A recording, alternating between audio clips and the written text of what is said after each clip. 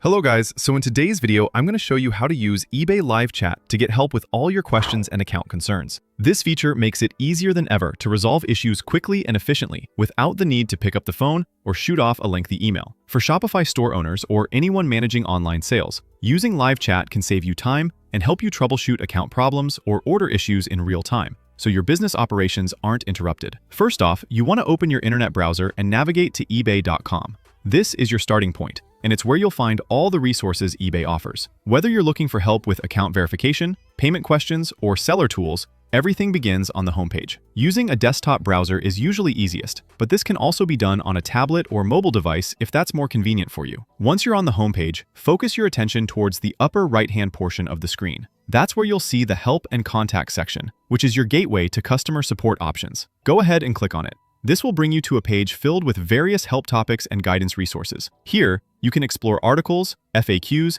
and tutorials that often solve common questions without needing to contact support, saving you time. Next, look for and select Contact Us. This is a crucial step, as it's specifically designed for users who need direct assistance. When you click on it, you'll be directed to a new page that lists various categories of support based on the nature of your issue. For today, we're focusing on account-related inquiries. This is helpful because eBay categorizes support by topic, which ensures your issue is directed to the right team quickly. For example, if you have a question about payment holds or account verification, selecting the correct category will speed up the response process. Once you're on the Contact Us page, you'll see different categories that you can choose from. What you want to do here is click on Account. This selection will refine your options, tailoring them to issues and inquiries that are centered around account management. Now you're getting closer to accessing the direct help you might need. For Shopify sellers or beginners, this step is key for troubleshooting things like linked accounts, seller limits, or updating business information. In the next step, find and click on Creating an eBay account. This might sound like it's only for new users,